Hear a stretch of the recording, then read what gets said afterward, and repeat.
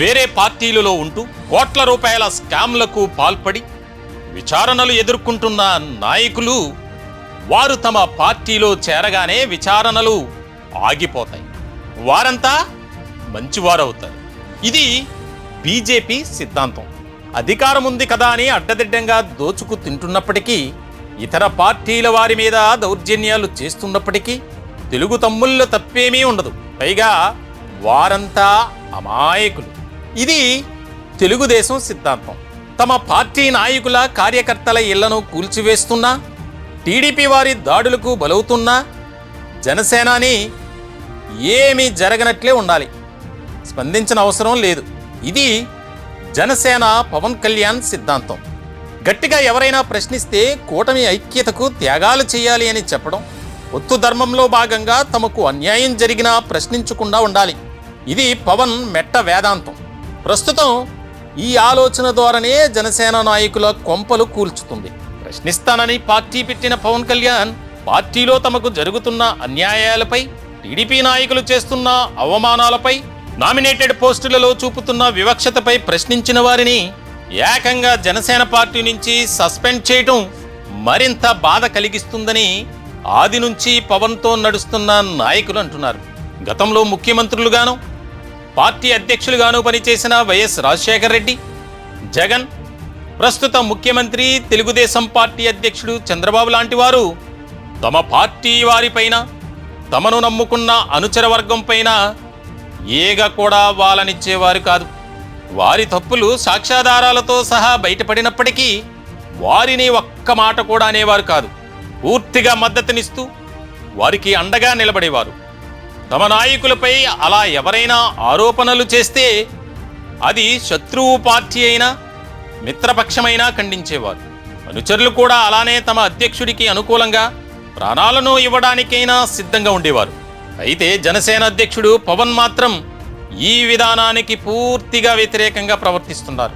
తన మీద అభిమానంతోనో, జనసేన పార్టీ మీద ప్రేమతోనో పార్టీ పెట్టినప్పటి నుంచి అంటిపెట్టుకున్న నాయకులు, కార్యకర్తలపైన, మిత్రపక్షమైన తెలుగుదేశం వరుస దాడులు చేస్తున్నా, దౌర్జన్యాలకు దిగుతున్నా కిమ్మనకుండా ఉంటున్నారు జనసేనాని. అధినేత మౌనం జనసేన నాయకులను, కార్యకర్తలను విస్మయానికి గురి చేస్తుంది. తమపై జరుగుతున్న దాడులను తమ పార్టీ అధినేత ఖండించకపోతే ఇంకా ఎవరికి చెప్పుకోవాలని వారు వాపోతున్నారు. రాష్ట్రంలోనే అత్యధిక జనాభా ఉన్న కాపు సామాజిక వర్గం 2014 మార్చి 14వ తేదీ వరకు తెలుగుదేశం, కాంగ్రెస్ పార్టీలకు మద్దతునిచ్చేవారు. పవన్ కళ్యాణ్ పార్టీ పెట్టిన తర్వాత మెజార్టీ కాపులు జనసేన వైపునకు వచ్చారు. గెలుపోటములతో సంబంధం లేకుండా పవన్ కోసం పనిచేశారు. 2014 ఎన్నికల్లో పవన్ పోటీకి దిగకుండా టీడీపీ, బీజేపీలకు మద్దతునిస్తే కాపులు పవన్ మాటకు విలువనిచ్చి టీడీపీ, బీజేపీలకు ఓటు వేశారు. వారి మద్దతుతో రాష్ట్రం విడిపోయిన తర్వాత మొట్టమొదటి ప్రభుత్వంగా చంద్రబాబు ప్రభుత్వం వచ్చింది.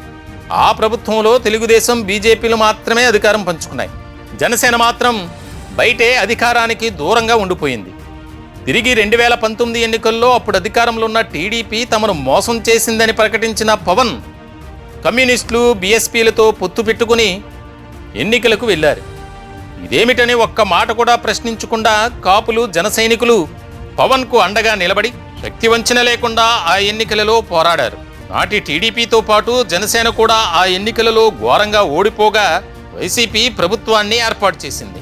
అనంతరం జరిగిన రాజకీయ పరిణామాల వల్ల జనసేన, బీజేపీ, టీడీపీలు కూటమిగా ఏర్పడి 2024 ఎన్నికల్లో పోటీ చేసి ఘన విజయం సాధించాయి. చంద్రబాబు ముఖ్యమంత్రిగా, పవన్ కళ్యాణ్ ఉప ముఖ్యమంత్రిగా కొలువుదీరారు. ఇంతవరకు బాగానే ఉంది. జనసేన నాయకులు, కార్యకర్తలు కూడా గడిచిన 10 ఏళ్లుగా ప్రతిపక్షంలో ఉండి అనేక అవమానాలకు, అవహేళనలకు గురయ్యామని, ఇప్పుడు అధికారంలో భాగం అయ్యాం కాబట్టి తమ విలువ పెరుగుతుందని ఆశించారు. అయితే అనుకున్నదొకటి, జరిగేది మరొకటి అన్నట్లుగా రాష్ట్ర రాజకీయం మారిపోయింది. గడిచిన కొన్ని నెలలుగా తెలుగుదేశం నాయకులు జనసేన నాయకులను, కార్యకర్తలను టార్గెట్ చేసుకుని దాడులకు, దౌర్జన్యాలకు దిగుతున్నారు. వారి ఆస్తులను ధ్వంసం చేస్తున్నారు. ఎంతలా అంటే జనసేన ఎమ్మెల్యేలు ఉన్న నియోజకవర్గాలలో కూడా తెలుగుదేశం నాయకుల పెత్తనమే అమలవుతుంది. దానికి ఒక ప్రధాన కారణం కూడా ఉంది. జనసేన ఎమ్మెల్యేలుగా ఉన్నవారిలో అత్యధికులు టీడీపీ నుంచి వలస వచ్చి జనసేనలో చేరిన వారే. పాత సహవాసాలు పోనిచ్చుకుని జనసేన ఎమ్మెల్యేలు టీడీపీ నాయకులతో అంటకాగుతూ అసలు సిసలైన జన సైనికులను పక్కన పెడుతున్నారు, అవమానాలకు గురి చేస్తున్నారు. దీనితో జనసేన నాయకుల కార్యకర్తలపై జరుగుతున్న దాడులకు ప్రతిస్పందించేవారు కరువయ్యారు. తమ పార్టీ నాయకులపై మిత్రపక్షమైన టీడీపీ వారు దాడులు చేస్తుంటే తక్షణమే స్పందించి ఆ తప్పును సరిదిద్దాల్సిన జనసేన అధ్యక్షుడు పవన్ కళ్యాణ్ మాత్రం నిమ్మకు నీరెత్తినట్లు తనకేమీ పట్టనట్లు ఉంటున్నారు. ముఖ్యమంత్రి చంద్రబాబుతో 1 గంట సేపు మీటింగ్ పెడితే దాడులకు ఫుల్ స్టాప్ పడే అవకాశం ఉన్నప్పటికీ పవన్ ఆ దిశగా ఎలాంటి చర్యలు తీసుకోవడం లేదు. జనసేన అధ్యక్షుడి నుంచి ఎటువంటి వ్యతిరేకత రాకపోవడంతో రాష్ట్ర వ్యాప్తంగా టీడీపీ నాయకులు జనసేన వారిపై వెచ్చలవిడిగా దాడులు చేస్తున్నారు. ఒక్క ముక్కలో చెప్పాలంటే ప్రతిపక్షాలను ముప్పు తిప్పలు పెట్టి 3 చెరువుల నీళ్లు తాగించిన వైసీపీ అధ్యక్షుడు నాటి ముఖ్యమంత్రి వైఎస్ జగన్ పాలనలో కంటే అనేక రెట్లు బాధలు ప్రస్తుతం జనసేన నాయకులు కార్యకర్తలు అనుభవిస్తున్నారు. ఎక్కడో హైదరాబాద్లోనో దేశంలో మరో చోటనో జరిగే దారుణాలపై స్పందించే పవన్ కు సొంత రాష్ట్రంలో సొంత పార్టీ వారిపై జరుగుతున్న దాడులను ఖండించే సమయం లేదంటే ఆశ్చర్యకరం. 25 ఏళ్లు ముఖ్యమంత్రిగా చంద్రబాబు ఉండాలని, దానికి పూర్తి స్థాయిలో మద్దతునిస్తున్నానని పవన్ చెబుతున్నారు. ఆయనకు మద్దతునివ్వాలంటే ముందు జనసేన పార్టీ క్యాడర్ పవన్ వెంట ఉండాలి కదా. ఈ విషయాన్ని కూడా పవన్ గుర్తించలేకపోవడం విచారకరమని కరుడుగట్టిన జన సైనికులు చెబుతున్నారు. పవన్ పార్టీకి ఇరుసులాగా పనిచేస్తున్న రాష్ట్ర కాపులపై టీడీపీలోని ఒక అగ్రకులం పనిగట్టుకుని దాడులు చేస్తున్నప్పటికీ పట్టించుకోవడం లేదని వారు ఆవేదన వ్యక్తం చేస్తున్నారు.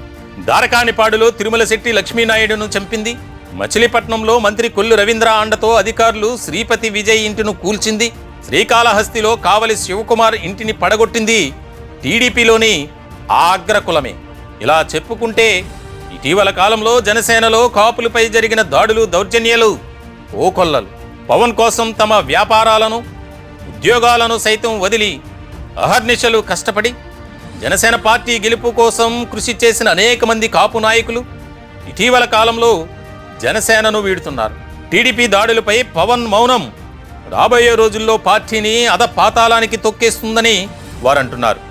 సొంత పార్టీ వారిని, తనను నమ్ముకున్న వారిని కాపాడుకోలేని పార్టీలో తాముండలేమని తేల్చి చెబుతున్నారు. అయితే పవన్ ఈ మౌనం వెనుక వ్యూహం ఉందని, అంతేగాని చేతకానితనం కాదని పవన్ అంతరింగికులు పైకి చెబుతున్నప్పటికీ సంపూర్ణ మెజార్టీ ఉన్న తెలుగుదేశంతో ఘర్షణ వైఖరికి వెళ్తే ఉన్న ఉప ముఖ్యమంత్రి పదవి కూడా ఊడిపోతుందని, మళ్లీ మరొకసారి అధికారం దక్కుతుందో లేదోనని పవన్ భయపడుతున్నారని, అందుకే తమ పార్టీ వారిపై టీడీపీ వారు దాడులు చేస్తున్నా పట్టించుకోవడం లేదని మరికొంతమంది చెబుతున్నారు. పునాదులు లేకుండా ఏ భవనం నిలబడదు, కార్యకర్తలు లేకుండా ఏ పార్టీ రాజకీయాలలో మనజాలదని రాజకీయ విశ్లేషకులు చెబుతున్నారు. ఇది తెలుసుకున్న రోజున పవన్ ను నమ్మిన వారికి న్యాయం జరుగుతుంది. పవన్ కళ్యాణ్ ఇదే వైఖరిని కొనసాగితే 2029 ఎన్నికల నాటికి రాజకీయ స్వార్థం కోసం చేరిన వారు తప్ప అసలు సిసలైన జనసేన నాయకులు, కార్యకర్తలు మిగలరనేది రాజకీయ పండితుల అంచనా. ఇప్పటికైనా పవన్ తన వైఖరిని మార్చుకుని తన పార్టీ వారి కోసం నిలబడాల్సిన అవసరం ఎంతైనా ఉందని, లేని పక్షంలో నష్టపోయేది పవన్ మాత్రమేనని వారు చెబుతున్నారు.